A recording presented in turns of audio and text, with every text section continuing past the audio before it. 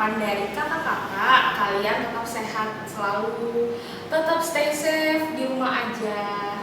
Nah, hari ini kita akan kembali mendengarkan firman Tuhan. Firman Tuhan hari ini akan dibawakan oleh Kak Tias. Sebelum kita mendengarkan firman Tuhan, kita akan memuji Tuhan yang dipimpin oleh Kak Vini dan Kak Dona. Mari kita memuji Tuhan dengan pujian yang terambil dari Kidung Muda Mudi 105, bait yang pertama dan bait yang kedua. Tuhan ajarkanlah kehendak-Mu.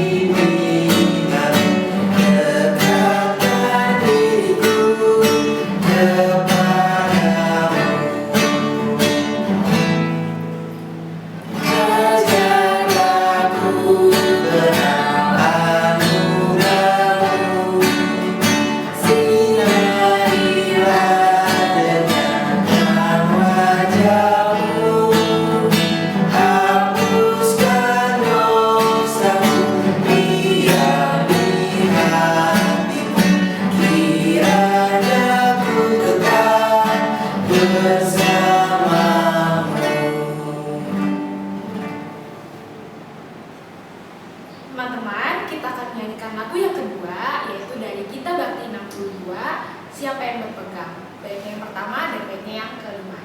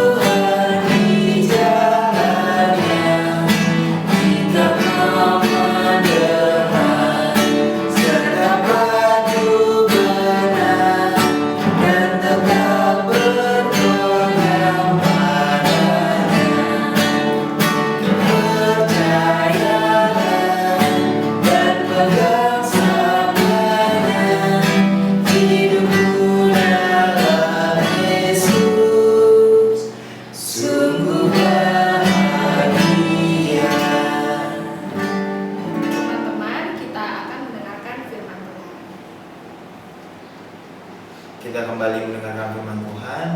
Firman Tuhan kali ini dia terambil dari Mazmur 127 ayat yang pertama hingga ayat yang kelima.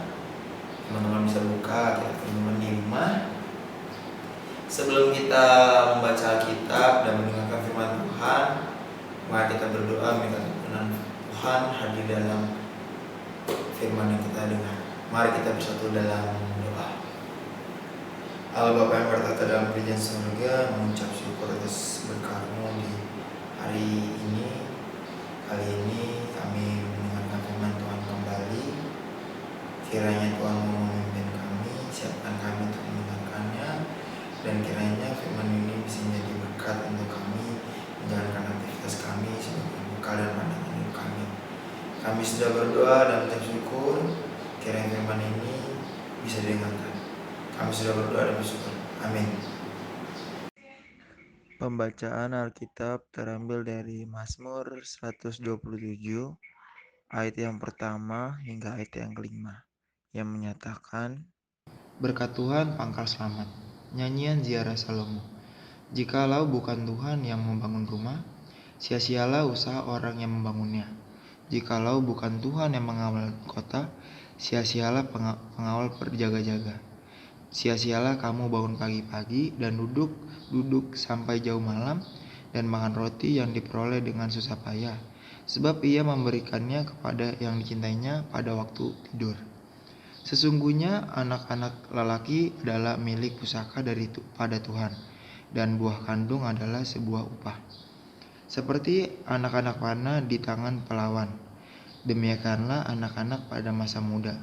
Berbahagialah orang telah membuat penuh tabung panahnya, dengan semuanya itu ia tidak akan mendapat malu apabila ia berbicara dengan musuh-musuh di pintu gerbang.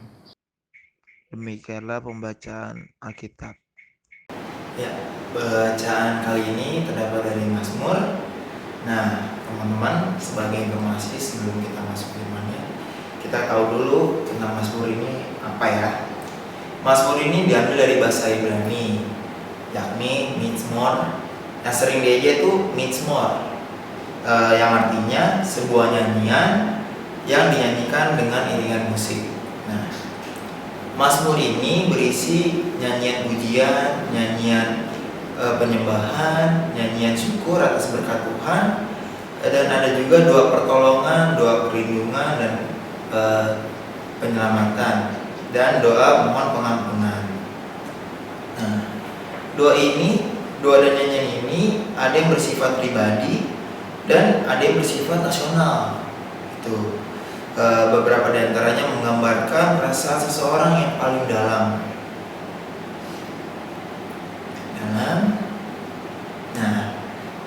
Sedangkan di bagian lainnya itu menyatakan kebutuhan atau perasaan umat Allah pada zaman Perjanjian Lama.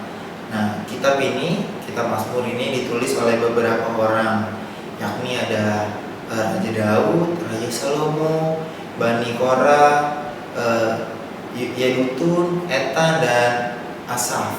Nah, secara garis besar Mazmur ini terbagi dalam 5 bagian. 5 bagian itu ada yang pertama itu dari ayat yang pertama, dari pasal 1 sampai 41. Habis itu dari bagian kedua pasal 42 sampai 72. Setelah itu yang ketiga 73 sampai 89. Yang keempat pasal 90 sampai 106, dan yang kelima 107 sampai 150. Nah, di bacaan kita terdapat dari 127. Nah, di bacaan di pasal 127 ini ditulis oleh Raja Salomo. Raja Salomo dalam bagian Mazmur adalah sebagai dan kita kenal adalah seorang putra dari Raja Daud. Nah, si Raja Daud, dia ini diberi kepercayaan oleh ayahnya untuk membangun bait Allah yang megah dan juga menjaga dan mengawal kota. Nah, kota itu kalau teman-teman bisa baca nanti di 1 Tawarik 22 ayat yang ke-6 sampai di ayat yang ke-11. Nah, Salomo ini dikasih kepercayaan oleh Allah untuk mendirikan rumah bagi Tuhan, sebab Raja Salomo sebab ayahnya sang Raja Daud sebelumnya dia ingin berinisiatif untuk membangun bait Allah, namun karena dia sebelumnya seorang prajurit, dia itu sering membuat pertumpahan darah dalam peperangan.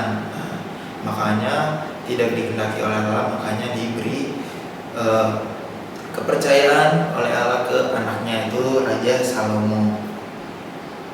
Nah, dalam kondisi ini Raja Salomo ini diberi kepercayaan, diberi tugas dan tanggung jawab yang lumayan berat kepada Tuhan untuk membangun bait Allah yang megah ya, dan juga memimpin kerajaan Israel pada zaman itu. Nah, sebelum dia melakukan tugasnya, ayahnya Raja Daud sempat memberi nasihat kepada anaknya agar dia itu bersedia dan menyerahkan dirinya dalam penyertaan Tuhan dalam tugas dan segala halnya ini. Nah, dan juga Tuhan kan akan memberikan dia akal budi dan pengertian, dan juga membuat dia sebagai pemimpin atau pemerintah di atas Israel dan menjaga Taurat. Nah, sebagai teman-teman tahu bahwa Raja Salomo ini kan dia sangat khas ya, bisa dikenal sebagai raja yang berhikmat. Nah, sebagai cerita-cerita Salomo diberi hikmat karena diberi pesan oleh ayahnya itu sebagai kamu harus menyerahkan diri kamu, bersedia dalam pernyataan Tuhan. Nah, sesuai dengan judul dan bacaan kali ini, yaitu taruna yang mengandalkan Tuhan.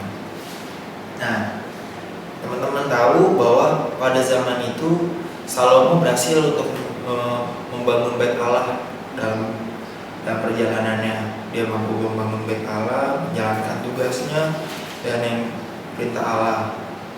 Nah, di sini teman-teman bisa memahami bahwa dalam perjalanannya ini ketika dia mendengar nasihat dari ayahnya untuk mendengarkan atau menyiapkan dirinya menjalankan tugasnya itu dalam pernyataan Tuhan atau dalam bimbingan Tuhan. Dan Salomo ini termasuk orang yang mengimani dan mengamini apa perkataan ayahnya ini dan menjadikan Tuhan sebagai landasan dan menjalankan aktivitasnya sebagai raja dan menjalankan tugas tanggung jawabnya untuk membangun bait Allah. Nah, yang kedua, Salomo ini dia tidak pernah meragukan bimbingan Tuhan dalam kehidupannya. Yaitu teman-teman bisa lihat di bacaan Alkitab yang tadi kita sudah baca. Kita lihat kan ada bacanya itu kalau kita baca di ayat yang pertama, jikalau bukan Tuhan yang membangun rumah, sia-sialah usaha orang yang membangunnya. Jikalau bukan Tuhan yang mengawal kota, sia-sialah pengawal berjaga-jaga. Nah, di situ udah menjelaskan bahwa tanpa Tuhan apa yang dijalankan dia membangun bait Allah itu tidak selesai, dan juga tanpa Tuhan apa yang dipimpinnya dia untuk menjaga dan mengawal kota itu tidak dapat berjalan dengan baik. Seperti itu kalau membaca di Alkitabnya. Nah, dari bacaan Alkitab itu dan firman yang kita dengar bahwa Salomo ini menjalankan tugas dan tanggung jawabnya ini sebagai anak Daud, raja Israel. Dia menjalankannya dengan mendengarkan perintah Tuhan dan menjadikan mengandalkan Tuhan dalam setiap jalannya. Aplikasinya apa sih buat teman-teman ketika mendengarkan firman ini? Teman-teman menyadari bahwa hanya Allah yang bisa memberkati dan memberi kekuatan untuk menyelesaikan semua tugas tanggung jawab dalam hidupnya. Nah, pada saat Salomo menjalankan tugas ini, Salomo pun juga sebenarnya melihat tugas ini sangat berat. Tapi ketika dia membawanya dengan penyertaan Tuhan dan menjalankan tugasnya dalam pendampingan Tuhan, pertolongan Tuhan, itu bisa menjalankannya. Dan teman-teman pun sebenarnya bisa menjalankan seperti itu. Kayak tugas-tugas teman-teman ketika teman-teman di sekolah, teman-teman bisa menjalankannya dengan perintah Tuhan, dengan menjalankannya sesuai dengan Tuhan, membawa pernyataan setiap langkah teman-teman dengan bawa nama Tuhan sebelum ujian, sebelum menunjukkan tugas dengan nama Tuhan. Kita menjalankan tugas kita dengan menyerahkan diri, bukan berserah. Menyerahkan diri dan berserah kepada Tuhan, bukan pasrah. Kalau pasrah kan biasanya pasrah ya udah lepas aja, tapi kalau menyerahkan dan berserah itu kita menjalankannya dengan jerih payah, dengan tugas yang kita jalankan sesuai yang kita bisa, baru kita serahkan kepada Tuhan. Bukan kayak ujian tugas kayak terima dari orang, berarti itu pertolongan Tuhan, bukan ya. Jadi kayak nyontek itu sebenarnya bukan pertolongan Tuhan, tapi pertolongan Tuhan adalah kita menjalankannya dengan sebisanya kita, tapi tetap dengan permintaan tolong kepada Tuhan dan memohon agar kita bisa menjalankannya. Nah, itu. Dan yang kedua, di sini ada penjelasan, ada artian bahwa sebelum Salomo menjalankan tugasnya, ada nasihat dari seorang ayahnya, yaitu kamu di ayat yang ke 1 Tawarik 28 ayat 2-3. Di situ Tuhan menjelaskan bahwa si Daud nggak bisa menjalankan, maka dikirim kepada anaknya buat menjalaninya. Dan dia memberi nasihat kepada si Salomo bahwa kamu harus menyerahkan diri kamu dan menjalankannya dengan berdasarkan pimpinan Tuhan. Nah di sini teman-teman belajar bahwa Salomo seorang raja yang mempunyai kekuatan, mempunyai prajurit, mempunyai kekayaan, tetap mendengarkan apa perkataan orang tuanya dan juga mendengarkan apa yang Tuhan rencanakan terhadap dirinya. Nah teman-teman juga harus melakukan seperti hal yang sama ya, mendengarkan apa orang tua berkata, orang tua, guru yang di sekolah. Walaupun kita belajar online, tapi tetap kan interaksinya, apa yang diajarkan guru itu harus tetap dijalankannya. Dan juga di minggu sebelumnya kan kami ini sempat bilang kita harus tetap sebagai taruna harus bisa mendengarkan apa orang tua kita bilang kan gitu. Nah, karena orang tua kita itu hadir sebagai jembatan dari Tuhan untuk memberi pertolongan, memberi gambaran buat langkah kita ke depan, sebagai pengingat kehidupan kita. Karena kalau tanpa orang tua di sisi kita, guru, kakak layan yang mengingatkan kita, ya seperti apa hidup kita gitu kan. Nah adanya orang tua dan kakak layan itu dan guru-guru mengingatkan kita, mengarahkan kita bahwa hidup kita itu sia-sia tanpa kalau adanya Tuhan, dan menjadikan Tuhan sebagai pertolongan hidup kita. Dan yang ketiga, kita harus paham bahwa hidup itu sia-sia bila yang kita jalankan tanpa penyertaan Tuhan, tanpa berkat dari Tuhan. Contohnya kayak kita sebelum melakukan aktivitas apa-apa tanpa mulai dari doa, tanpa mulai doa biasanya apa yang kita jalankan nggak sesuai apa yang tujuan. Kalau bisa sebelum kita mulai semuanya itu berdasarkan doa, meminta pertolongan Tuhan agar apa yang kita jalankan itu tidak sia-sia gitu teman-teman. Nah teman-teman harus paham bahwa hidup kita itu jika mengandalkan Tuhan ada hal yang lebih baik, karena kalau ketika kita mengandalkan Tuhan kita menjadi taruna yang tahu tujuan hidup kita ke arah mana dan bisa berlaku sikap yang benar, dan juga bisa menjadi orang yang memiliki cara hidup yang lebih baik. Nah dengan caranya seperti apa kalau kita mau menjalankan mengandalkan Tuhan? Ya kita pertama pasti membaca Alkitabnya, membaca Alkitab, doa sebelum berkegiatan, melakukan aktivitas. Dengan begitu kita bisa mengandalkan, bisa tahu apa yang Tuhan rencanakan terhadap kita, apa yang Tuhan mau dalam hidup kita. Nah teman-teman, pesan dari kakak, sebelum kita melakukan apa-apa, kita harus berdoa dulu agar kita tahu hidup kita diarahkan seperti apa, dan agar hidup kita tidak sia-sia untuk menjalankannya. Nah itu aja pesan dari kakak, firman Tuhan dari hari ini. Teman-teman, mari kita bersatu dalam doa. Ya Allah Bapa yang berkata dalam kerajaan surga, mengucap syukur atas berkat-Mu karena kami telah mendengarkan firman-Mu. Ya Tuhan, dengan firman ini kiranya Tuhan mau menjadikan kami sebagai taruna-taruna yang bisa mengandalkan Tuhan, bisa mendengarkan rencana Tuhan. Kiranya menjadikan kami taruna-taruna yang patuh dengar-dengaran terhadap orang tua, yang dari mana juga itu berasal dari rencana-Mu Tuhan. Kiranya menjadikan kami sebagai taruna yang punya tujuan dan bisa mendengarkan rencana-Mu, dan jangan jadikan kami sebagai taruna yang sia-sia. Ya Tuhan, tak lupa juga kami bisa mendoakan satu persatu dari kami, adik-adik layan, teman-teman taruna yang di luar sana Tuhan.